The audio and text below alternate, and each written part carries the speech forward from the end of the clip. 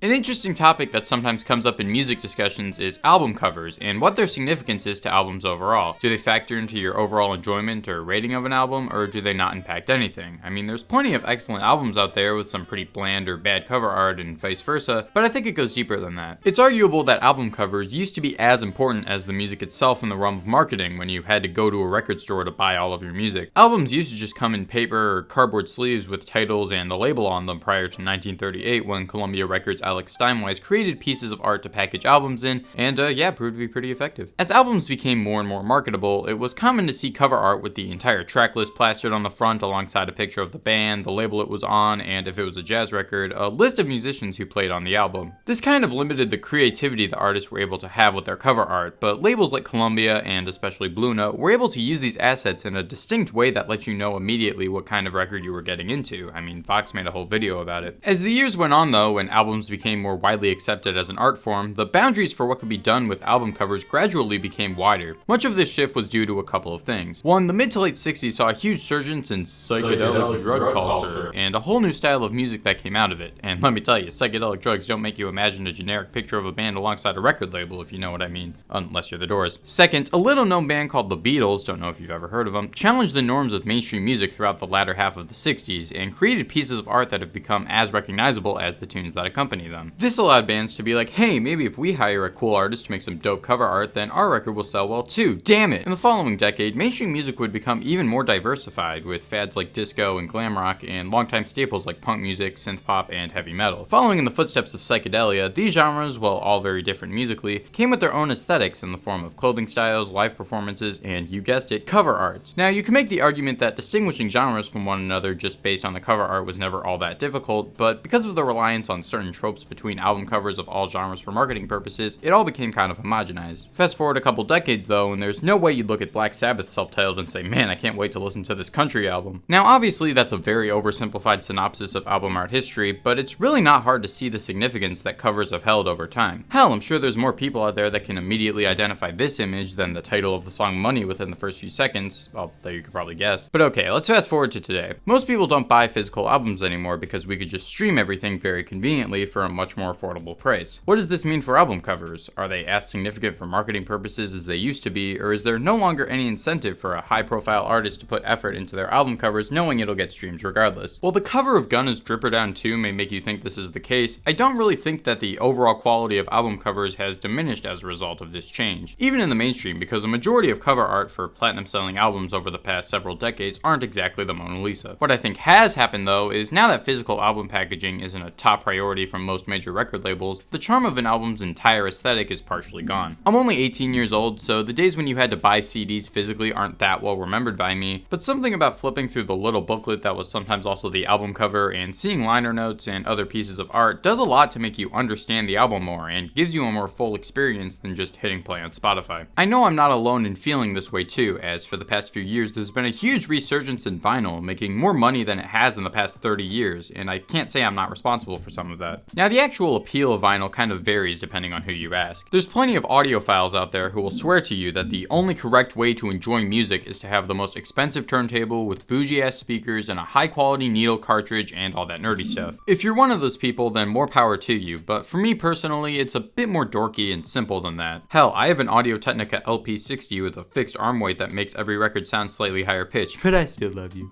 What makes vinyl such an intriguing hobby to me is owning a copy of the album art, having a physical record that I can put down and play, the crackling of the needle on older records, the little goodies that sometimes come with albums. It's something that's really made me appreciate what an album is a piece of art, both visually and musically. And while I might sound like one of those Urban Outfitters album frames, I can't say that's incorrect. I also want to say that just because vinyl is awesome doesn't mean that streaming isn't awesome too. I've seen people try to debate and discuss which of the two ways of consuming music is better, but they serve entirely different purposes from each other and coexist beautifully. Streaming is undeniably the best method of discovering music. Not only is it super convenient to be able to listen to virtually anything instantly, but you don't have to worry about spending money on a product that you may or may not like, or going out of your way to be involved in independent music scenes. If I find and listen to an album a bunch of times via streaming and it ends up being one of my favorites, I'm now happy to purchase the album and have it in my physical collection, especially if it's a smaller artist who I want to support or an older pressing that acts as a piece of history. It's very easy to complain about the price of vinyl if you only follow new releases or look at major retailers, but if you're lucky enough to have any good stores near you or just know where to look online, it's cheaper than you'd think, especially if you're a fan of music from the 60s or 70s when vinyl was arguably at its peak. Records from this era tend to sound a lot better too, as the mastering was all done with the format in mind. For the love of God, do not purchase a worse sounding reissue of an album for $30 when you can find a used older copy in excellent condition for under $10. Going back to streaming though, I think that album covers still hold just as much significance in the realm of music marketing as they used to, at least for artists who aren't as high profile. A lot of times when I see people recommending albums on social media, my likelihood of checking it out is heavily reliant on how much I like the cover art. Hell, a great way of finding music that I've admittedly only started doing recently is just going on Bandcamp and picking a random album to listen to solely based on the cover art. While streaming does account for the vast majority of music sales, physical album purchases are much more lucrative overall, and I think most artists have taken notice of the recent revival. An argument that I sometimes hear against streaming is that it harms smaller artists who can't make as much money as they could have in the past from selling albums, but I think it's the total opposite. Now that anybody can conveniently listen to your music for free, it becomes easier to gain a wider following than ever before, and the people who really care about your music will support you by buying tickets to see you live or even purchasing your music physically. So to wrap up my overall thoughts on this topic, I think that cover art can be almost as vital to an album as the music. If an album is great and has bad cover art, then it's still a great album and I'll forever associate that image with great music and end up appreciating it no matter what. If an album is bad and has great cover art, then I still might like looking at it even if I don't care much for the music, and if the two match, then it becomes more appreciable as an overall piece of art. While I'm on the topic though, I'd like to say that this video was brought to you by Fiverr. Just kidding, no it wasn't. But they did a cool thing recently where they had a bunch of artists redesign beloved album covers, and a lot of other YouTubers talked about it, and it's worth checking out. I'll leave a link in the description. What I do want to talk about though is 5 of my all-time favorite album covers, and examples where I think the cover art does a lot to make me enjoy the album even more as a whole. Without further ado, here's the first pick.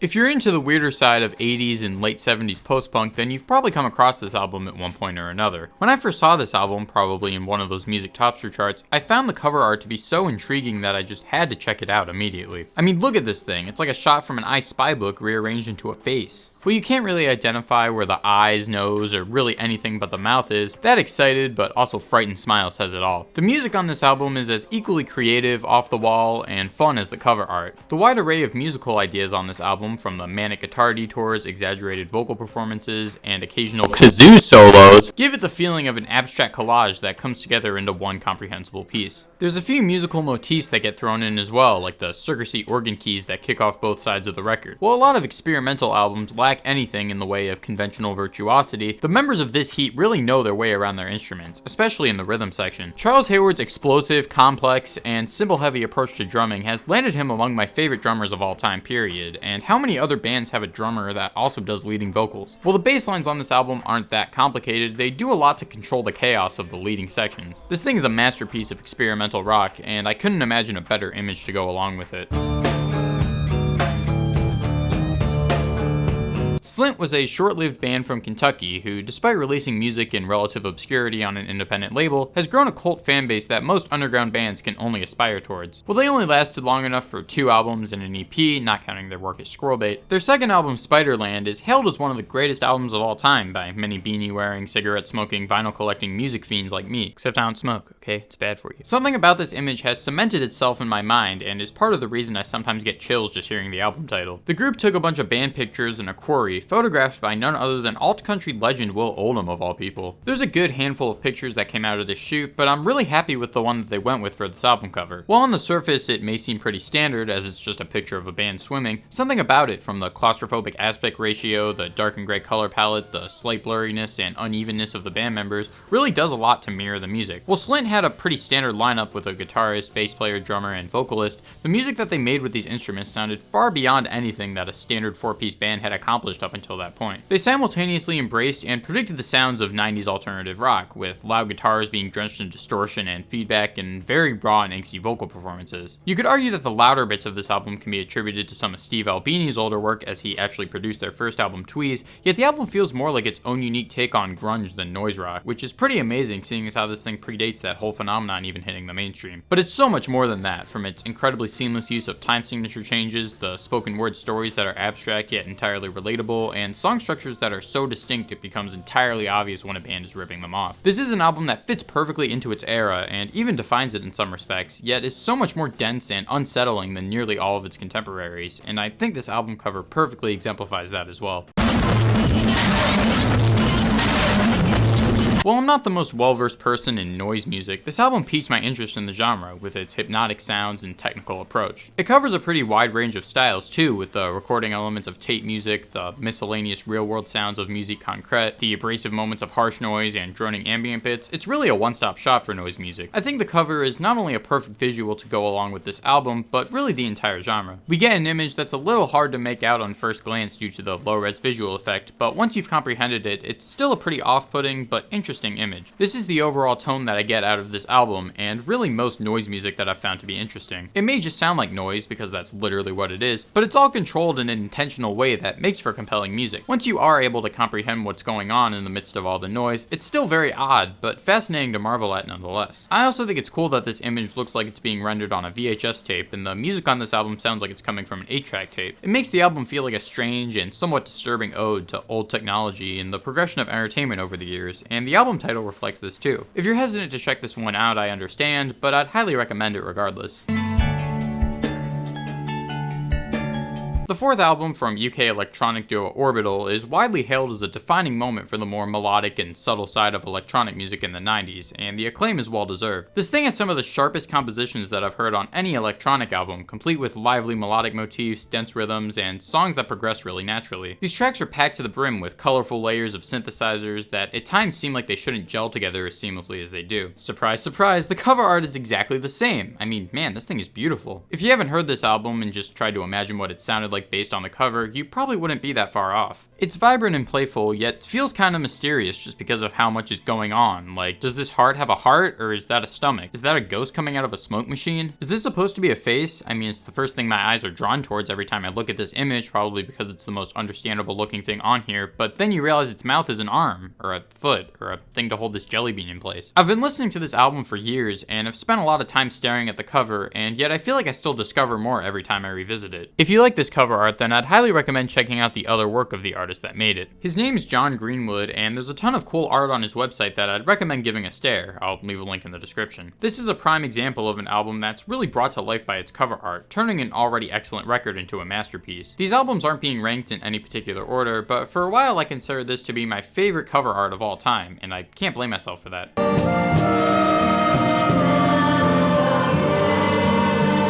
I already talked about this album in a video I made about drone music a while ago, so if you're curious to hear more about the music on this album, you could go watch that. Or, just listen to the album. I guarantee you it'll at least be in your top 5 7-hour-long albums you heard that week. Ever since I first saw this cover art, something about it just made me have to check out the album it came from. We have what looks like a neutral gendered face staring off into the distance, looking somewhat shocked and unamused at the same time. I love the color palette that's presented here too, being mostly black and white with slight tinges of maroon adding a little more depth. This album actually has a few different versions of the cover art, including the original cassette release with what looks like a devil-worshipping hipster on the cover. I mean, I guess they know their audience. And the 2013 CD reissue of the record, which... Look at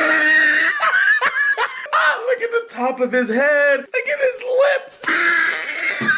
Interestingly enough though, an 8LP box set of the album was released the same year as the CD reissue, and comes with different pieces of art to go along with each record. Given how the music on this album is entirely instrumental, and most of it is dark and eerie ambience, these visual pieces match the music so perfectly, and give me an even deeper appreciation of this album than I already get out of just listening to the music. Too bad it's long been sold out, which, by the way, if any of you watching own a copy and want to sell it, please DM me on social media, we can talk numbers. Now, like I said before, those were just 5 of my favorites in no particular order that I felt like talking about. Obviously, there's a lot more than 5 amazing album covers out there, so tell me some of your favorites and why in the comments. What do you think about album covers? Do they impact your enjoyment or how you'd rate an album, or are you able to easily separate the two? I'm curious to hear what you guys have to say because I find it really fascinating. As always, thank you for watching, and if you enjoyed the video, you know the drill. So this is what the volume knob's for. I listen to dance music.